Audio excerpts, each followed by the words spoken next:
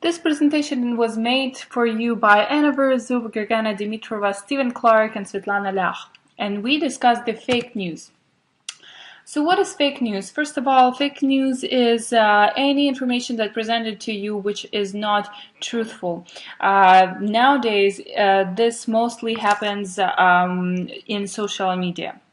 We have analyzed such fake news as hijab attack hoax. The analysis of fake news story like the hijab attack hoax that was reported to have occurred in a Toronto suburb early this year allows a practical and real vantage point for the observation of risks in both the consumption of information as well as the production of information and its use in communications media. What was observed was that there are inherent and intrinsic risks, like risk due to misinterpretation of information and risk to self, others, and group of people, that are associated with the subject and content of the news and how it is consumed by the public. In other words, the public is responsible for their reaction to the food on their plate. The public is not responsible for the positioning or directing of their choice in menu selection to their overall implications in society.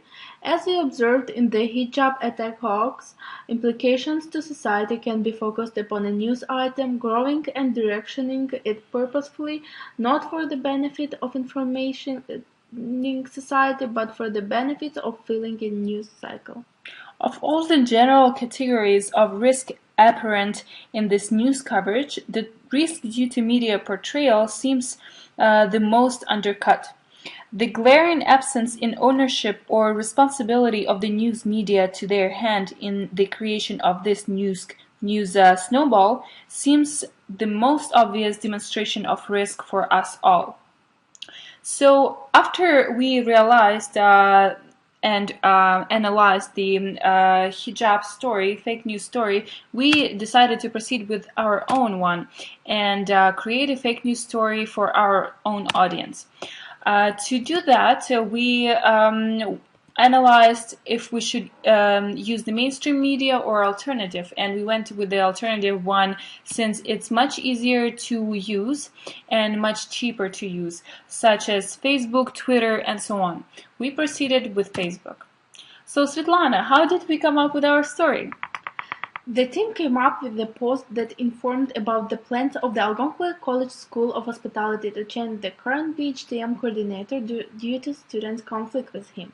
According to the posting, one of the students revealed the information that instead of the current coordinator, who the majority of students seemed to like, a new professor who students seemed to dislike, was planned to be associated for the coordinator's position. For the confidentiality purposes, we used all names fake.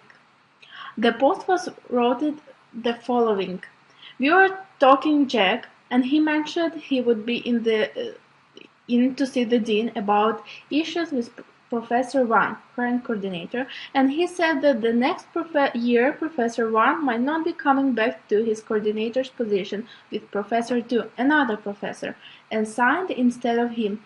Have you heard anything about it? What do you think?" Then this fake news was posted in the Facebook group that has included all BHTM students who can view and comment on the post. Overall, the post was viewed by at least 23 Facebook group users and was commented by 6 people with a total of the 11 comments. All participants believed that news was truthful, and the comment revealed negative emotions toward the situation. The team found that the reaction was very strong due to the nature of the comments and extremely fast response. Therefore, we decided to inform everyone in the group that the news was fake and about the purpose of the experiment in 1 hour and a half after the initial post. There was no comment on the second post. The results were recorded and analyzed. Therefore, we understood that this experiment was very interesting and useful for us, and we understood how challenging it is to face the fake news in our society and how problematic it may be sometimes. That was the end of our story. Thank you for your attention.